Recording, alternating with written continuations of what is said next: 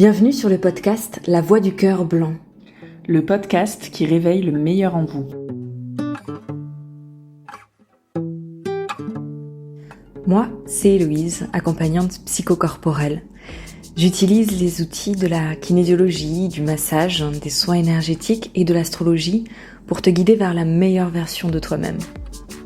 Grâce à La Voix du Cœur Blanc, je souhaite aujourd'hui partager mes connaissances et expériences pour que chacun puisse trouver son chemin vers la paix. Moi, c'est Manon, une jeune femme en quête de lumière et de sérénité.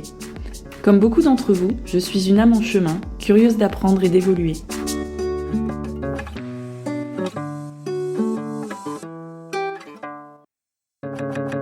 Ensemble, nous aborderons des thèmes comme la relation à soi-même, les schémas et croyances qui nous limitent, les émotions qui entravent notre expansion. Nous parlerons aussi de spiritualité pour commencer à planter des graines de conscience et évoluer. Vous l'aurez compris, nous sommes là pour partager avec vous nos expériences et ressentis. C'est avec joie que l'on vous accueille autour de notre table.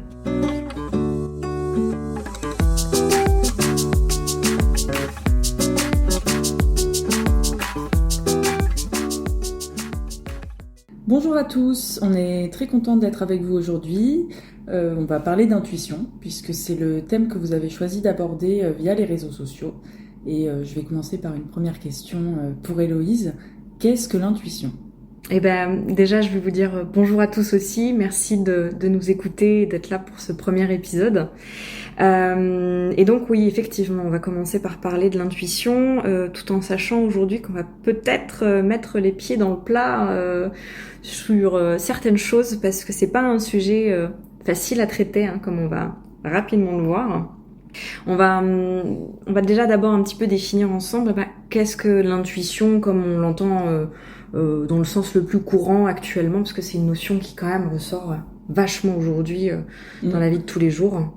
On entend souvent par intuition la boussole intérieure, la petite voix intérieure, ce qui fait que on entend quelque chose ou on ressent quelque chose et on a l'impression que ça nous met sur le droit chemin, ou en tout cas que ça nous donne une information qui est juste à nous poursuivre. Ok, oui, je suis assez d'accord avec toi là-dessus. Il faut aussi savoir que sur le principe, l'intuition, il y a quand même deux types d'intuition, puisque aujourd'hui on en entend parler d'une beaucoup, qui a été beaucoup développée par le développement personnel. Mais peut-être que c'est pas tout à fait de l'intuition en fait. Ah bon ? Ok, tu peux nous en dire un peu plus ? Il faut savoir qu'effectivement, je vais les appeler comme ça pour aujourd'hui parce que ça va nous permettre de bien situer où se situe un type d'intuition, où se situe l'autre. Il va y avoir cette première intuition que je vais appeler aujourd'hui l'intuition instinctive, ce qui est presque antinomique quand on y pense, parce que souvent, effectivement, on oppose ces deux notions. Et la deuxième intuition, je vais l'appeler pour aujourd'hui l'intuition mentale. Ok. En fait, il faut comprendre que on peut venir capter des informations à différents niveaux, dans différents endroits. L'intuition instinctive, elle vient être captée dans ce qu'on appelle le plan astral. Le plan astral, c'est un plan très vaste dans lequel on va y retrouver les morts, on va y retrouver les émotions, on va y retrouver également toutes sortes d'entités. Alors selon les niveaux dans lesquels on se situe dans l'astral, on va avoir évidemment des entités un peu, si ce n'est malveillantes, en tout cas joueuses. Et puis il va y avoir des entités qui sont un petit peu plus lumineuses. Souvent, ça va faire référence aux anges notamment, qui sont, je pense aujourd'hui, les guides auxquels on a le plus tendance à se référer. Et voilà, cette intuition instinctive, elle vient prendre naissance dans ce plan-là. Il faut vraiment garder à l'esprit que ce plan-là est un grand plan d'illusion. Dans quel sens ? Dans le sens où il n'est ouvert et ouvrable qu'à partir de ce qu'on connaît soi-même. Il y a toujours une information qui est filtrée, quelque part. Et comme on a affaire, comme je vous le disais, à des entités, ou ne serait-ce que des émotions d'ailleurs, ça vient déformer toutes les informations qu'on va pouvoir recevoir de ce plan-là. Je vais pas trop parler des entités, etc. Éventuellement, on verra pour un autre podcast s'il y a des questions là-dessus, mais on va partir simple, juste sur les émotions. On est à peu près d'accord que quand on a une émotion, positive ou négative, ça vient d'une certaine manière colorer et donc déformer un petit peu la réalité qu'on est en train de vivre. Oui, tout à fait. Voilà. Oui. Donc, à partir de ce moment-là, dès lors qu'on a une information qui est ne serait-ce que colorée par une émotion, qui prend systématiquement et obligatoirement racine dans l'astral, bah, c'est une information qui n'est pas complètement vraie, c'est-à-dire non polarisée, ni dans le bien, ni dans le mal, ni dans le positif, ni dans le négatif, etc. À partir du moment donné où quelque chose, une info est polarisée, et ben, c'est qu'il y a une altération quelque part de l'info. Je dis pas que tout est à jeter là-dedans, mais il faut juste faire attention à quoi on se branche en fait. Par exemple, on peut parler souvent d'une maman qui va dire non mais moi si mon enfant ne va pas bien, je le sens, je le sais, c'est instinctif. Et ouais, c'est tout à fait instinctif. Et c'est une espèce de forme d'intuition puisque la mère est capable à ce moment-là d'aller capter que son enfant va pas bien alors que peut-être son enfant il est pas devant elle quoi. Et donc ça veut dire qu'elle a bien été capable d'aller récupérer une information dans ce qui n'est pas palpable et d'ensuite de l'intégrer à elle-même et de se dire ah bah tiens bah du coup ça veut dire que mon enfant va pas bien si je ressens ça. Pour autant, c'est une information qui est tout à fait déformée à un moment donné par de l'émotionnel. D'accord. Ça prend naissance dans l'astral. Mais ça veut pas dire qu'elle se trompe, pour autant. Ok, mais du coup, cette intuition qui prend naissance dans l'astral, c'est l'intuition dont tu parlais au tout début, celle ouais, c'est souvent qui a la effectivement définition un peu commune, tout celle à qu'on fait. entend par intuition quand on parle tout à communément. Fait. Aujourd'hui, hein, il y a un vrai, je sais pas si on peut dire problème, mais on a tendance à ne nommer intuition que ça. Et en fait, c'est très restrictif. C'est très restrictif parce que en disant que ça c'est de l'intuition, on prend pas conscience d'à quel niveau on se branche. Mm-hmm. Je vais parler maintenant un petit peu de l'intuition mentale aussi pour que vous puissiez comprendre un petit peu de quoi il s'agit parce que celle-là, on en entend beaucoup plus parler, j'ai envie de dire, dans les enseignements, notamment les enseignements ésotériques, etc. Et d'ailleurs, dans ces enseignements, on lit souvent que l'intuition est justement très compliquée à développer, ce qui est complètement à l'opposé de ce qu'on a tendance à entendre aujourd'hui, hein, comme quoi ce serait très simple de pouvoir développer son intuition et que tous les jours on pourrait y avoir accès. Elles sont pas comme sur un pied d'égalité entre guillemets quoi. Il y en a une qui serait très facile à avoir et l'autre qui serait extrêmement complexe. Donc déjà, ça crée un espèce de clivage entre ce qu'on pourrait juste nommer intuition. C'est là où c'est intéressant d'y mettre deux mots différents pour qu'on comprenne bien à quel niveau on se situe. Donc cette intuition mentale, elle demande de développer ce qu'on appelle le mental supérieur. Pour vous résumer un petit peu ce que va être le mental inférieur, c'est notre intellect. J'aime beaucoup ce mot-là parce que je trouve que ça désigne bien ce qui se passe à l'intérieur de notre tête. C'est notre sécrétion mentale continuelle. Oui, c'est la petite voix, le brouhaha incessant. Exactement. Qui nous amène à ruminer en permanence. À penser qu'on a ça à faire, qu'on doit penser à ci, que bah tiens, j'ai le ménage, machin. Il y a du bon et du moins bon, hein. C'est le brouhaha intérieur. Ok. Mental inférieur, c'est le brouhaha intérieur.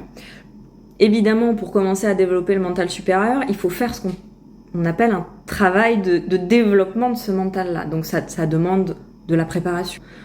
La méditation et la voie royale quand même pour aller travailler sur cet aspect-là. Mais effectivement, cette intuition va demander à ce qu'on contacte un espace de nous-mêmes qui n'est dans notre quotidien pas atteignable comme ça. Mm-hmm. Ou alors pour de très très très très rares exceptions qui y ont accès naturellement. Mais c'est vraiment très rare. Hein. On parle pas de ici des médiums qui peuvent dire oui mais moi je perçois depuis que je suis enfant des choses. Non, ça reste encore dans l'astral. Hein. C'est pas un don en réalité. Non. Ce qu'on peut considérer comme un don. Ouais. Ça se travaille dans tous les cas. Donc cette intuition mentale, elle est vraiment en rapport avec ça et elle se situe à un niveau différent. On dit que là, elle prend naissance dans ce qu'on appelle le plan éthérique, qui est donc au-dessus de l'astral et où là, il va pas y avoir d'interférence due à des émotions, à des entités, à toutes les choses qu'on peut trouver en fait dans le plan astral. C'est direct comme information. C'est direct et du coup, ça semble un peu irréfutable. Tout Un peu à fait. comme une évidence. Quand tu reçois ce Impossible. type d'information, Mm. tu le sens un peu comme quelque chose d'évident, quoi. Complètement. C'est impossible de remettre ça en question parce qu'en fait, il y a vraiment quelque chose qui... je vais dire ça comme ça vibre dans toutes les cellules quand on reçoit cette info. Ok. Et on sent bien qu'on n'est pas... on n'est pas dans l'espace où on est naturellement, à l'intérieur de nous-mêmes ou dans notre tête. On perçoit qu'il y a quelque chose qui est beaucoup plus grand que ça. Mhm. Mais du coup, on nous parle souvent de, si je comprends bien, de notre intuition instinctive, mais c'est laquelle la mieux à développer? Il n'y a pas vraiment de mieux ou de moins bien à développer parce qu'il faut bien comprendre que si on veut prétendre à un moment donné pouvoir se connecter à des plans vraiment supérieurs, c'est du travail. C'est-à-dire qu'il faut vraiment prendre ça comme si on avait un escalier à gravir et on commence en général à la marche 0, à quelques détails près. Et petit à petit, on est capable du coup de percevoir un peu mieux ce genre d'informations parce que on arrive à capter un petit peu plus ce qui se passe à l'intérieur de nous. Des fois, c'est tout simple. Souvent, cette intuition instinctive, elle nous pose des choses qui sont un peu des petites évidences dans la vie. Par exemple, tiens, je me sens bien là, ou je me sens pas bien là, ou je sens que telle personne, peut-être qu'elle va pas me faire du bien si je reste à ses côtés, ou peut-être que tiens, aujourd'hui, il faudrait que je fasse ça, alors que habituellement, on fait pas la chose de cette manière-là. Et en fait, grâce à ça, on commence à mieux se comprendre, à mieux se connaître, à mieux s'écouter, en fait, tout simplement. Et donc, ça nous permet de gravir des échelons et d'augmenter en fréquence. Parce qu'il y a vraiment cette notion-là, en fait, dans la pureté de l'information qu'on peut recevoir. C'est que plus on vibre à des fréquences, à des vibrations hautes, plus on est capable de capter de l'information qui vibre haut. Il faut vraiment se dire que le plan matériel, le plan physique, il est très lourd, il est très dense. On le voit bien par exemple, quand un corps est malade, il lui faut des fois des jours ou des mois pour se remettre de cette maladie. Les cellules, ça prend du temps à se reformer, la peau, ça prend du temps à se reformer, enfin bref, tout dépend de ce qu'on peut traverser, mais c'est un plan qui est lourd et donc qui vibre très lentement. Plus on monte dans les plans, plus la fréquence vibre vite. Donc, il faut qu'on fasse ce travail-là d'augmenter notre vibration pour être capable, au fur et à mesure, de capter de l'information qui est de plus en plus pure, si je puis dire. Donc, il y a vraiment ce petit travail à faire. Je vais vous donner quand même un exemple véridique que j'ai pu observer il y a quelques années. Ça va venir illustrer le fait que quand on est branché quand même à de l'intuition instinctive, si on ne sait pas à quel niveau justement, à quel palier on est dans l'escalier, et donc d'où vient l'information, si on ne sait pas ça, ça peut nous amener à dire quelques conneries. Quelqu'un que je connais a vécu donc une séparation, il s'est fait quitter et à la suite de ça, il a vu 4 praticiens, un masseur, 2 magnétiseurs et une voyante. On va dire que la voyante, quand tu commences à aller voir ce type de praticien-là, tu cherches un certain type de réponse. Oui. Voilà. C'est pas évident. C'est pas le cas de quand tu vas voir des fois un magnétiseur ou un masseur ou autre. Il se trouve que ces 4 personnes lui ont dit « il va revenir ». En parlant de l'ex qui l'avait quitté. Exactement. Ouais. Il faut savoir que ça ne s'est jamais produit. L'ex n'est jamais revenu. Ok. Pourtant, il y a ce truc un peu terrible où, en face, lui, il a reçu l'information par 4 personnes différentes qui ne se connaissaient pas du tout que l'être aimé allait revenir. Et là, en fait, il y a une grave erreur d'interprétation qui a été faite par ces personnes-là, parce que c'est des personnes qui ne se sont pas rendues compte d'à quel espace de l'astral elles se branchaient, et qui ne se sont donc pas rendues compte qu'elles étaient branchées à l'émotionnel de la personne qu'elles avaient en face, qui espérait tellement de tout son corps que l'autre revienne, qu'en fait, c'était ce qui transmettait, et donc c'est ça que les autres ont capté. Je jette pas la pierre aux praticiens qui qui sont pas capables d'avoir cette lecture-là. En revanche, à partir du moment donné où on commence à se rendre compte qu'il y a des niveaux différents, faut faire quelque chose, quoi. Parce que là, par contre, ça veut dire que on est volontairement potentiellement dangereux. Il faut quand même se rendre compte que cette personne-là, derrière, il y a une grave dépression. Il y a quand même eu des urgences suicides. Enfin, on parle quand même de choses qui peuvent impacter quelqu'un, là, de manière tellement puissante que ça peut être dangereux. Et c'est le problème de l'astral. C'est pour ça que je disais, c'est un monde d'illusions. Il y a plein de mirages. C'est comme si on est dans le désert et qu'on croit qu'on voit une oasis alors qu'en fait, pas du tout. C'est ça le problème de l'astral. C'est qu'il y a toujours cette espèce de mirage-là qui est devant. Et très clairement, quand on commence à vouloir se brancher à tout ça, bah, il faut vraiment être capable de savoir à quel espace on se branche. Oui, il faut y aller avec une forme de lucidité, peut-être. Ouais, lucidité, complètement. Une forme de recul pour pas forcément prendre toute information ou tout ce qu'on reçoit comme étant véridique. Exactement. Je pense que tu as vraiment les bons mots là. Faut faire attention à ça. Parce qu'on peut vite déraper. Et ça pour soi-même ou pour les autres. Oui, parce que parfois, je suppose qu'on peut recevoir aussi des messages qui nous mettent complètement sur la mauvaise voie si on les écoute billes en tête, sans forcément prendre du recul sur ok, ça vient d'où ça? Comme je vous le disais, hein, l'astral, il y a vraiment ce truc-là qui fait qu'on ne peut percevoir des messages de l'astral qu'à hauteur de notre capacité d'ouverture. Voilà, je vulgarise un petit peu en disant ça, mais c'est un peu ce truc de l'astral qui essaye de nous faire tourner en boucle. Il nous permet pas de nous élever complètement au niveau de conscience. Donc il nous fait tourner en boucle. Il nous maintient dans son mirage. C'est un peu ça l'idée. Donc effectivement, il n'y a pas que du mauvais à prendre là-dedans. Parce que des fois, on peut recevoir des infos et il faut les écouter. Typiquement, moi ça m'est arrivé avec des ex. Il y a un moment donné où très rapidement tu te dis, ça vient de frapper. Mais vraiment, ça vient frapper ton petit cerveau à un moment donné, quoi. Non, mais là, ça va pas le faire. Mais on est bien d'accord que là, c'est de l'intuition instinctive dans ce moment-là, parce que c'est juste moi, mon émotionnel, qui est venu se brancher à l'émotionnel de l'autre et qui est venu capter des informations de manière tout à fait inconsciente, hein, parce qu'à cette époque-là, j'étais pas du tout là-dedans. Mais je savais déjà que ça allait pas le faire à un moment donné. Donc, il y a quand même des choses qu'il faut écouter, qu'il faut prendre. Je vous pose tout ça aujourd'hui parce qu'il faut aussi se rendre compte des différents niveaux. Je peux vous raconter par exemple une autre petite histoire. Comme je vous disais, j'ai écouté beaucoup de choses ces derniers jours et j'écoutais notamment une nana qui se dit très intuitive et que sa petite voix un matin lui a dit de prendre son parapluie alors que il pleuvait pas du tout, et donc elle a pris son parapluie. Elle était bien contente parce que dans la journée il a plu, et donc elle vient valider sa petite voix du matin. Son intuition du matin. Voilà, exactement.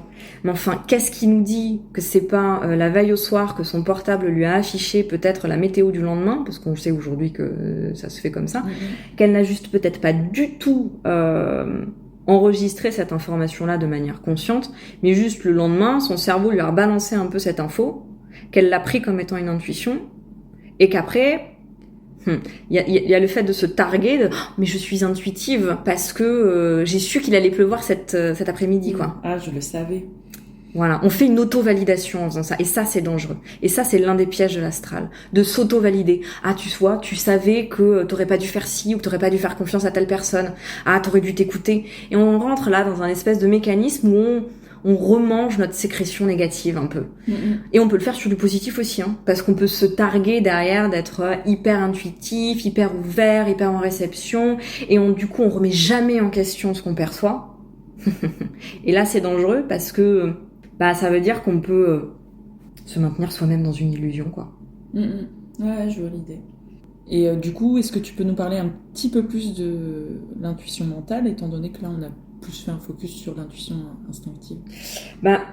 L'intuition mentale, elle est donc, comme je vous le disais, plus plus difficile à développer parce que elle va demander de travailler sur cette sphère du mental là, qu'on a d'ailleurs du mal à conscientiser, parce que pareil, le mot mental aujourd'hui a été largement utilisé pour décrire uniquement l'intellect. Oui, moi, quand tu me parles du mental, je vois ça comme quelque chose de plutôt négatif, personnel. Enfin, négatif, ou en tout cas embêtant, quoi. Ouais, tout à fait. Et ça, c'est vrai que c'est ce qu'on entend beaucoup. Pour autant, en fait, il faut vraiment comprendre que notre mental, euh, c'est en fait ce qu'on pourrait appeler notre sixième sens.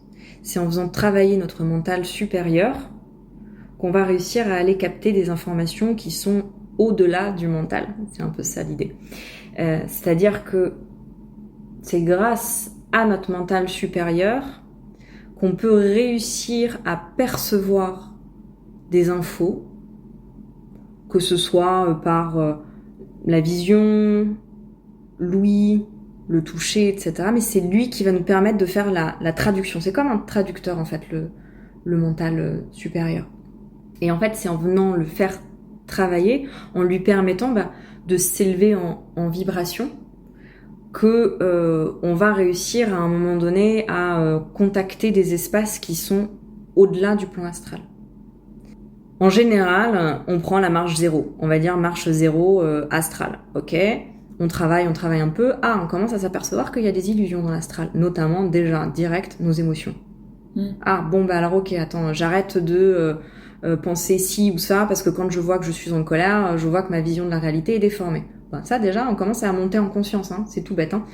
Et puis on monte les espaces, etc. On finit par être après dans ce qu'on va appeler le haut astral, l'astral supérieur, etc., qui sont les plans les plus élevés de l'astral. Et une fois qu'on arrive à atteindre des fréquences qui sont encore au-delà de ça, on peut se connecter effectivement au plan de l'éther. Cette intuition mentale, il faut bien comprendre qu'à la différence de l'intuition instinctive, elle est extrêmement fugace, particulièrement rare, et elle vient pas comme ça. Faut aller la chercher un peu si on veut la développer, quoi. Ça vient tellement entrer en résonance avec une part beaucoup plus grande que nous qu'elle est aussi impossible à remettre en question. Souvent, le propre de l'intuition instinctive, c'est derrière on se dit mais est-ce que c'était juste, est-ce que j'ai bien senti ça, est-ce que j'ai raison, je sais pas. Alors qu'en fait sur cette intuition mentale, tu te poses même pas la question. Il y a un truc qui dit mais c'est vrai, point. Et vraiment aussi, ce qu'il faut comprendre avec cette intuition mentale, c'est que en général, elle vient donner des vérités, des lois de compréhension sur l'univers. C'est beaucoup moins branché à notre petit moi, à notre petite personne, etc.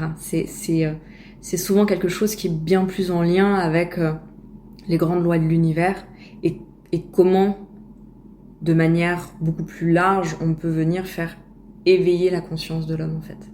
D'accord. Bon, tu vois, j'apprends quelque chose. Je savais absolument pas qu'il y avait deux types d'intuition et qu'on pouvait faire ce genre de distinguo-là. Est-ce que tu penses que tu pourrais, juste pour illustrer vraiment ces deux notions, nous donner des exemples d'intuition que toi, tu as pu ressentir, à la fois du coup dans l'intuition instinctive et dans l'intuition mentale? L'intuition instinctive, c'est pas hyper compliqué. J'ai donné par exemple l'exemple avec mes ex tout à l'heure, mais des fois ça peut se lire sur des gens avec qui t'es aussi proche, tu vois. Tu peux te dire tiens, je sens que là ça va pas bien et que donc peut-être ça mériterait d'appeler ou quoi, parce qu'on sent que la personne en face elle est pas en train de traverser un moment confortable de sa vie, par exemple. Ça peut être ça. L'intuition mentale, c'est plus rare, comme je le disais. Donc moi j'ai pu l'expériencer soit en séance, parce que en séance je me mets dans une position où je suis plus centrée sur moi-même. Et le fait de se décentrer de soi, ça permet de rentrer dans ce qu'on appelle le transpersonnel, c'est-à-dire qu'on va au-delà de sa petite personne. C'est un peu ça l'idée. Et quand on commence à contacter ces espaces-là, on est si ce n'est plus du tout, en tout cas beaucoup moins branché à l'astral. Et donc on peut recevoir des infos de ce qu'on doit faire, par exemple sur un soin énergétique ou ce genre de choses. Et ça m'est arrivé à plusieurs reprises de pouvoir avoir des informations sur ce que j'étais censée faire. Et puis en fait, quelques semaines après, pendant que j'étais en stage, c'était confirmé. Tu vois. Mais le dernier gros exemple que j'ai là d'intuition mentale, ça a été assez fort. C'était sur un stage que j'ai fait au mois d'octobre là. Et à la fin d'une méditation, c'était hyper étonnant. J'étais capable de projeter ma conscience n'importe où. Mais n'importe où dans le sens n'importe quel espace, n'importe quelle ville, n'importe quel endroit de la planète et du cosmos. Et en même temps dans n'importe quel autre être. Très étrange. Ouais, oui. Très étrange. Hein. Dit comme ça paraît. Et en fait, là, il y a eu cette conscience qui allait bien au-delà de ma conscience, j'ai envie de dire compréhension intellectuelle basique, que tout est un et un est tout. J'étais moi, mais tout le monde était aussi moi. Tout était moi. Et de l'avoir vraiment ressenti dans la cellule, bah, comme je le disais, ça pose une vérité que... Oui, tu peux pas remettre en question. Non, je pouvais pas le remettre en question. Vraiment, l'intuition mentale, il faut la vivre pour vraiment comprendre la grandeur qu'elle peut avoir. D'accord. Là où effectivement, l'intuition instinctive, tout le monde y a tout le temps accès. Par contre, on peut décider de la développer ou pas.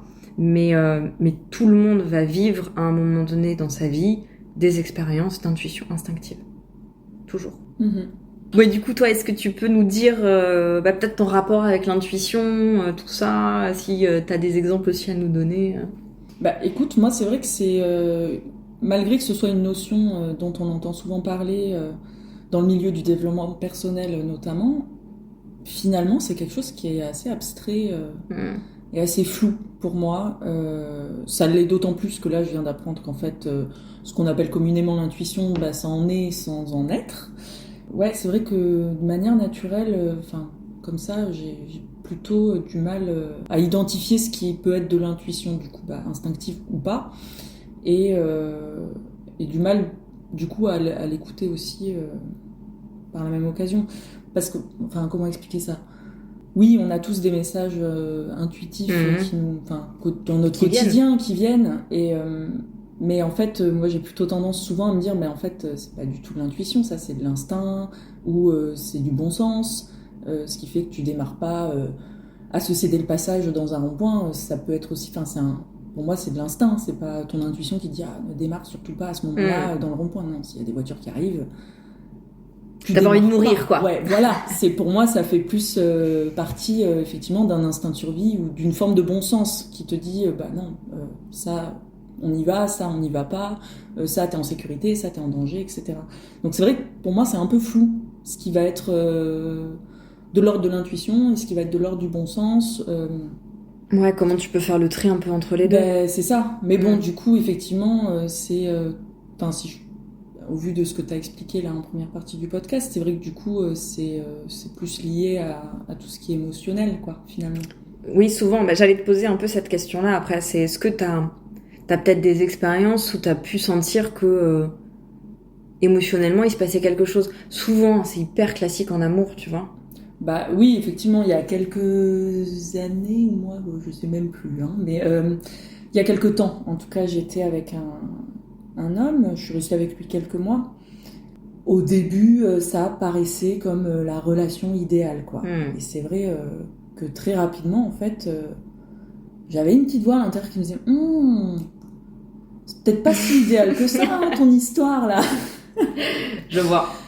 Mais donc bon, la relation s'est terminée par la suite parce que effectivement pas idéal du tout. Mais finalement, dans cette situation-là, même encore aujourd'hui, je me dis, est-ce que c'est vraiment de l'intuition ou est-ce que c'est juste mon analyse du contexte qui a fait que je me suis dit, ouais, non, là, c'est pas quelqu'un pour toi, quoi. Comment on fait le distinguo entre les deux ? Et c'est vrai que mon côté un peu rationnel a tendance à dire, non, c'est du bon sens, finalement, tout ça. Bah, la petite voix, qu'elle soit astrale ou pas, j'ai envie de dire, mais cette petite voix, quand même, quand tu peux l'apercevoir et que tu arrives à déterminer que c'est cet espace-là de toi-même qui te parle, ça va être effectivement quand même quelque chose qui va être à écouter. Enfin, c'est une partie de toi qui sait qu'il y a quelque chose qui n'est pas, bah, dans ce cas-là, juste. Oui, qu'il y a un truc qui cloche. Voilà. Ouais, Inversement, des fois, ça peut être dans le juste, mais c'est là où je dis, ça reste quand même important de l'écouter ça, quoi. C'est parce que ça peut quand même te montrer des choses qui vont te correspondre ou pas, quoi. Ou pas, ouais, clairement. Bon, pour le coup, j'ai mis du temps à l'entendre, cette petite voix, et j'ai insisté un petit peu. Et effectivement, peut-être que j'aurais dû l'écouter bien plus vite et pas forcer les choses. Donc oui, effectivement, dans le contexte amoureux, ça arrive souvent qu'il y ait des petits clics lumineux là dans le cerveau qui font « Ah tiens !» Et t'as un exemple positif où t'as pu l'avoir Exemple positif, bah il y a quelques mois maintenant, j'étais en voiture avec ce qui était à l'époque un ami et on rentrait, on avait été faire du canoë une après-midi ensemble et puis en fait on était en voiture tous les deux et on écoutait la musique, moi je regardais le paysage, il conduisait et d'un coup dans ma tête je me suis dit lui tu vas passer beaucoup de temps en voiture avec lui et ça va être des bons moments et je me suis dit mais Manon enfin voilà c'est un pote quoi pourquoi et puis j'ai toujours eu ce regard là sur lui parce qu'il a été longtemps en couple, j'ai été aussi longtemps en couple, donc en fait on s'est connus dans ce contexte là, il n'y a jamais eu d'ambiguïté, moi j'avais toujours un regard amical envers cette personne là et d'un coup je me suis dit mais pourquoi cette idée que ça pourrait être plus qu'un ami vient de me pondre là comme ça pouf. C'est arrivé dans mon cerveau, mais c'était comme, oui, un message qui arrivait un peu de nulle part, sans que j'ai forcément conscientisé quoi que ce soit derrière. Et il se trouve que, bah, finalement, quelques semaines après, on se met ensemble, quoi. Donc c'est assez rigolo Oui, en fait, finalement, ce message-là m'a permis de conscientiser qu'effectivement, il pouvait avoir une autre place qu'un simple ami dans ma vie, quoi. Ouais. Ok. Donc finalement, ça a été positif. Et oui. Bon, mais au moins comme ça, il y a les deux versions que tu peux ressentir quand même. Oui, mais ça, du coup, je l'identifie plus effectivement à de l'intuition. Parce que là, pour le coup, il y avait pas, c'était pas une question de bon sens, c'était pas une question d'instinct de survie ou quoi que ce soit, quoi. Et puis vraiment, le moment, la manière dont c'est tombé, tu te dis, bon, ça sort un peu de nulle part, là, cette pensée. Donc oui, là, dans ce cas-là, effectivement, je peux ressentir des moments comme ça, mais ils sont rares. D'intuition, ça reste rare. Ok. Mais du coup, est-ce que tu as fait des choses ou mis en place des choses dans ton quotidien pour développer cette intuition-là? J'ai tenté, il y a quelques mois, suite à une séance en thérapie où justement cette thématique-là est venue. C'était plus en lien avec le fait de s'écouter en réalité. Le fait de s'écouter, le fait d'être à l'écoute de ce qui se passe à l'intérieur de nous. Et du coup, j'ai essayé parce que en discutant avec ma thérapeute, elle me disait que l'intuition c'était un outil puissant et que ça pouvait valoir le coup effectivement de travailler sur une écoute plus fine en fait des messages qu'on recevait ou non. Donc j'ai acheté un bouquin qui parlait de ça et un petit cahier d'exercices en fait à faire quotidiennement. Bon, j'avoue que j'ai vite lâché l'affaire. Donc non, effectivement, c'est pas quelque chose que je fais quotidiennement et que je cherche particulièrement à développer, mais peut-être que tu as des conseils à nous donner sur ce qu'on peut mettre en place au quotidien pour développer son intuition. Bon, vous l'aurez compris, je crois, on développe pas l'intuition instinctive de la même manière que l'intuition mentale sur le principe. Personnellement, j'ai jamais trop cherché à développer l'intuition instinctive, dans le sens où elle est instinctive. Donc quand en fait il y a besoin, elle est là, je vais dire ça comme ça. Mais elle peut quand même effectivement être travaillée par déjà l'écoute de soi. Ça peut passer par exemple, quand on rentre dans un espace, on peut sentir qu'on se sent bien ou qu'on se sent pas bien dedans. Ça peut être juste de conscientiser ça à chaque fois qu'on rentre dans un lieu pour en fait nous obliger un petit peu à nous connecter à l'énergie du lieu, à son ambiance, etc. Et faire en sorte que petit à petit ce soit de plus en plus naturel de le faire et qu'on n'y pense même plus. Ça va passer par vraiment, comme tu l'as bien dit et comme ta thérapeute te l'a dit, le fait d'apprendre à s'écouter. Il y a vraiment quand même quelque chose de cet acabit-là là-dedans, c'est que souvent quand même on sait ce qui est bon pour nous et ce qui ne l'est pas. Si on reste dans une situation qui ne nous convient pas, mais qu'on sait que ça ne nous convient pas et j'ai envie de dire qu'on y reste volontairement, ça te regarde. Mais si on s'entête à des moments à rester dans des situations qui ne nous conviennent pas et que on ignore très volontairement la petite voix, parce que ça je le vois en séance vraiment, il y a des gens souvent ils peuvent arriver, ils ont envie de bosser, ou en tout cas ils disent qu'ils ont envie de bosser. Puis dès que tu commences à rentrer un petit peu dans l'art, j'ai envie de dire, et à aller soulever des sujets qui vont demander à la personne de se remettre vraiment en question dans ses schémas, dans ses croyances, dans ses manières de faire, de penser, de vivre, etc. Et là, il y a plus personne. Hein, la personne arrête de venir comme de par hasard en séance, quoi. Et donc, en fait, ça veut dire qu'elle s'est fait attraper par l'astral, typiquement. Elle se maintient dans l'illusion. Et donc, il y a vraiment, ce truc-là de quand même réussir à écouter cette petite voix. Parce que quand on l'accepte pas, cette petite voix à l'intérieur, quand elle nous dit quelque chose, on se maintient très volontairement dans du bas astral. Là où vraiment pour moi, pour le coup, cette petite voix, ou ce qu'on va appeler la boussole intérieure, elle est quand même connectée au départ à des plans de l'astral qui sont plus hauts. Mm-hmm. Donc ça reste quand même important de venir chercher à écouter ça. Des fois, ça peut être aussi simplement noter quelque chose qui vient frapper notre esprit sur n'importe quel sujet, et puis d'y penser, d'essayer de voir comment ça vibre, tu vois, quand on se le redit, quand on essaye de vraiment chercher à déterminer si ça nous semble juste, pas juste, et il faut apprendre à se faire confiance là-dessus.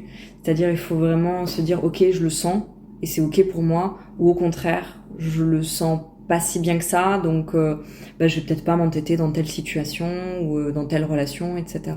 Mm-hmm. Il y a vraiment cette recherche-là à faire dans l'intuition instinctive, c'est à monter les plans pour faire en sorte d'être connecté à vraiment quelque chose qui est plus haut. Oui, quitte à utiliser l'astral, autant utiliser la bonne partie, quoi. Exactement. Et il faut traquer la peur. Il faut vraiment traquer la peur dans cet espace-là, parce que comme c'est le plan des émotions, si on se fait attraper par la peur ou le doute... Oui, là, du coup, on est carrément dans l'illusion. Carrément dans l'illusion. Ouais, mais c'est pas facile. Hein. Non, c'est pas facile. Les peurs, en général, elles sont tenaces. Hein. Et ouais. Donc, ok. Et après, pour l'intuition mentale, il y a plusieurs choses, mais il y a quelque chose quand même quand on a ce type de perception-là, c'est que le cœur, il est activé.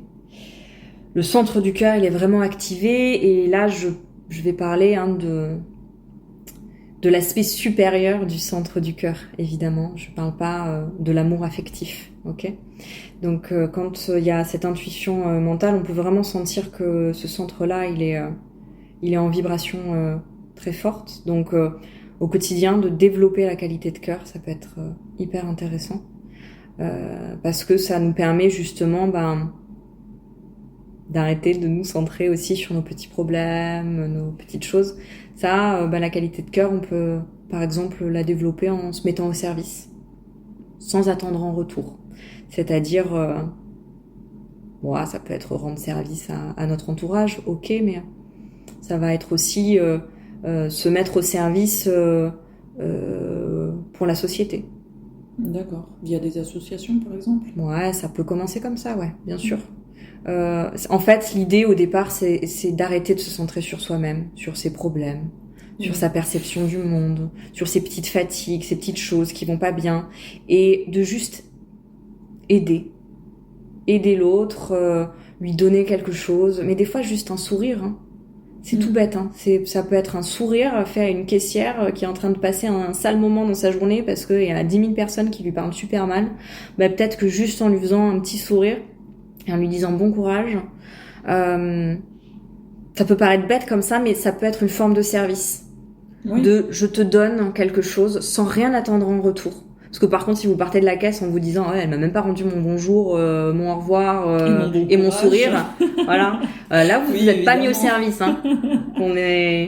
Qu'on soit d'accord là-dessus. Oui. Mais développer la qualité de cœur déjà, ça va permettre de commencer à être sur des sphères un peu différentes du moi et donc par définition de l'astral.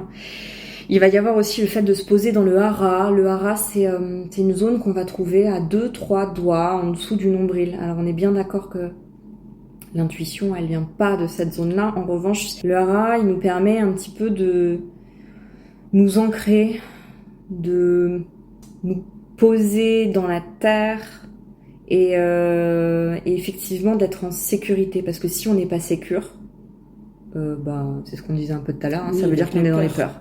Ouais. Et donc ça veut dire qu'on a été mangé quelque part. Donc il y a cette notion d'ancrage qui va être intéressante à développer. Et puis après, c'est tout le travail du mental. Et là, la voie royale, c'est la méditation, vraiment.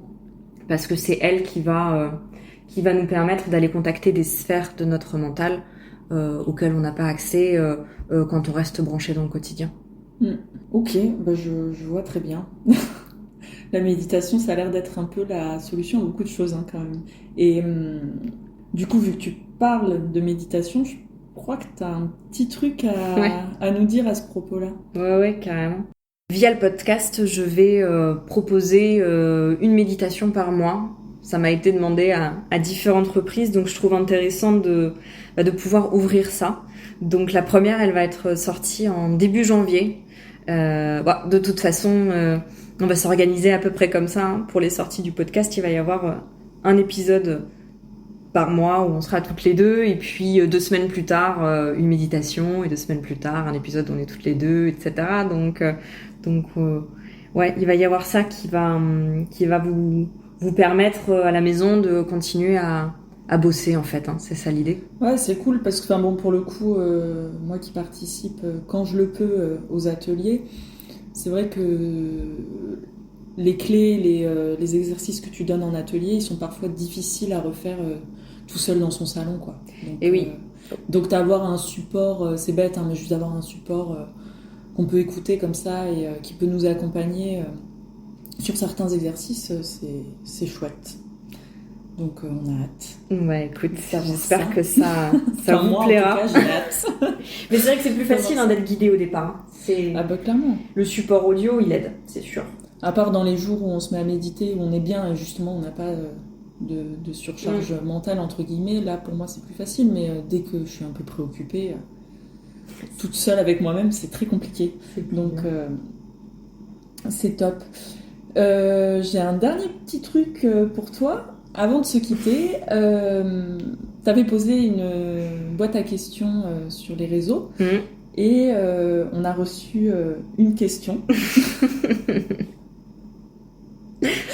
Une question de Flo, ton mari, qui demande comment tu as su qu'il était l'homme de ta vie. Alors attends, moi j'ai une question pour toi d'abord. Tu dis quoi? Intuition instinctive ou mentale? Je dirais, ça me semble assez facile, je dirais intuition instinctive. Bah oui, bien sûr. C'est pareil, ça. Comment est-ce que j'ai su très concrètement? Déjà, c'est quelqu'un avec qui j'ai jamais eu de warning. J'avais pas eu le red flag comme avec les autres où tu te dis waouh, non mais j'ai pas eu la petite voix à un moment donné qui m'a dit c'est mort. À un moment donné, ça va capoter. Donc déjà, c'était un bon signe sur le principe. Mais c'était le jour où il y a eu l'évidence. C'était un soir où on buvait un verre tous les deux. Et ça faisait quoi, 1 an et demi qu'on était ensemble, je crois, un truc comme ça. Et je me suis dit, mais c'est sûr. Je l'ai regardé et un truc dans mon cerveau, je me suis dit, mais c'est sûr, c'est lui. Enfin, là, il y a ce moment d'évidence qui vient, qui te tape. Et je l'ai carrément demandé de m'épouser. Elle écoute Héloïse, sa petite voix, mais à fond, quoi. Ouais, je peux être message, action, réaction, quoi. très Direct. impulsive. Je peux être très impulsive, je l'ai souvent été dans ma vie, et notamment en suivant cette petite voix.